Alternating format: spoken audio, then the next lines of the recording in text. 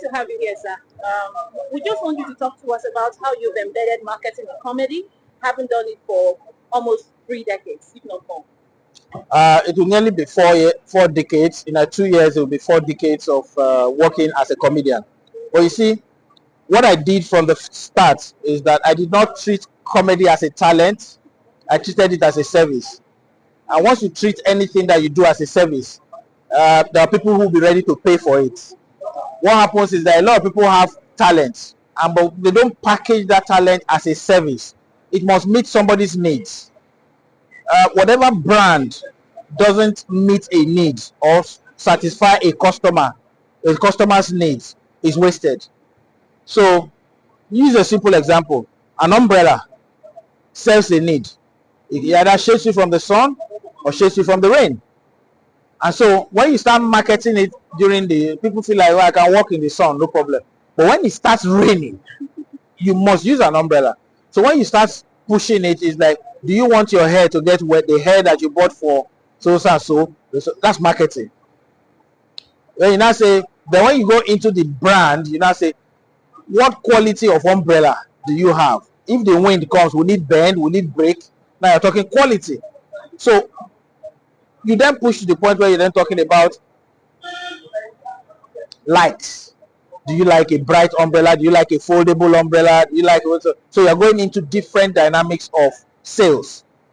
But you see, of all those things, by the time you put all of them together, it is how you then make the people buy it that is marketing. All right. I've worked in this field now nearly 40 years, like I said. And so every brand needs to push itself to the market to be accepted. How you do it depends on you. How you do it depends on who you're trying to sell to. Are you trying to sell to someone who is top clients, or you're selling to medium clients, or you're selling to aspirational clients?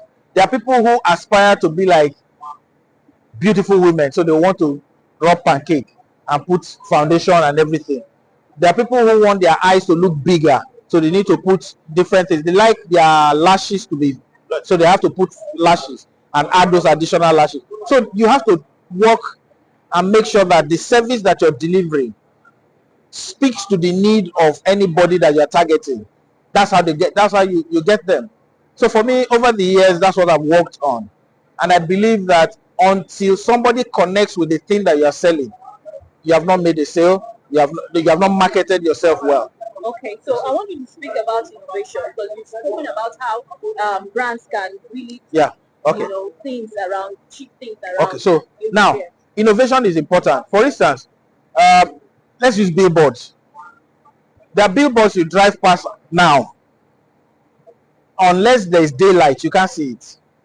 So you now have backlit. But you see, your backlit billboard may cost you money because of NEPA and the PHCN costs of light, and the electricity is going up.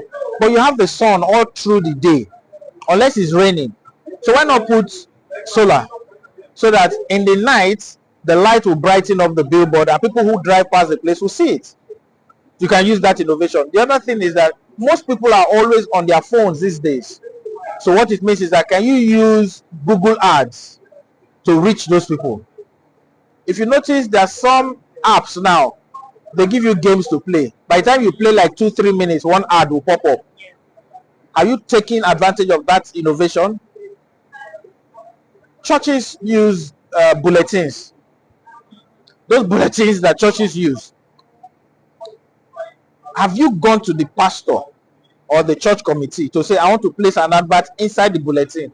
The bulletin may cost the church 300,000 naira to print, but because you want your advert to go far and the church is big, you put your advert in that bulletin. You're using innovation. Text messages is another one. You could use these boys that use skates and skate during traffic. There are a lot of things that you can do. It could be put an advert inside a cab, Bolt cab. They have all those adverts inside them. You can put an advert. So you can use innovation to achieve whatever you want. But the target market, the age group, because if your innovation is educated, The people who don't know how to read or write, it will be wasted on them. Then you also have to know that the timing of your advert is important. The timing of your marketing is also important. You don't want to start advertising something that will happen in December by November. You start advertising from like June so that people can key into it. All right? It's important for all of these things to be taken into cognizance.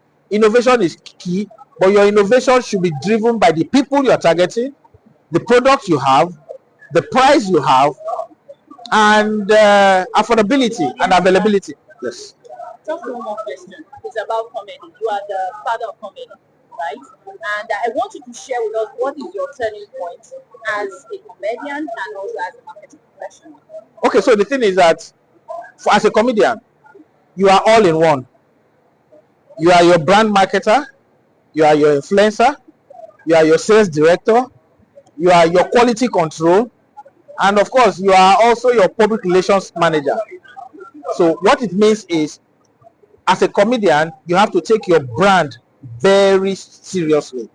Know who you are selling to, know what you're selling, know what your client needs, know how to respond to your clients.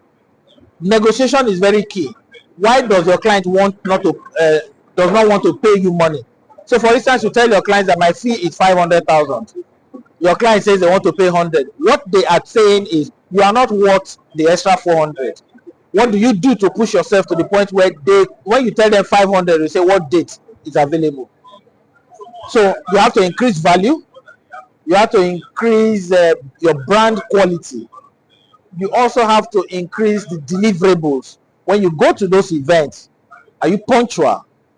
Do you give them everything that you have? Do you make the guests feel like that is the best guy that we're listening to? So there are quite a lot of things that you do. By the time you take all of this into cognizance, you don't need to be told what your turning point will be.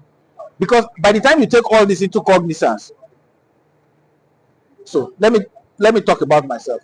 After taking all this into cognizance, I knew that there was need for me to project my comedy in a different way. So I started looking for the clients that can pay for my services, the clients that understand that comedy is not just making people laugh. It's about providing a service. It's about making people have value for time. So it also for people to learn a lesson. I can tell a joke now, and when people go home, they'll be like, "Oh, it's true. That thing that guy said." So for me, I started taking comedy seriously because it also took care of certain things for me. My dad was giving me 100 naira every month in 1986, 87. But when I started doing comedy, I could make that one night, one show. And so gradually, I got to 700, I got to 1,000. And by that time, I wasn't going home to take money. I could do a lot of things for myself. And I didn't need to rent equipment. The microphone that the people, I'll go there, use their microphone. And the turning point for me was, if all of this can be achieved from making people laugh, then if I do a lot more, I could earn a lot more.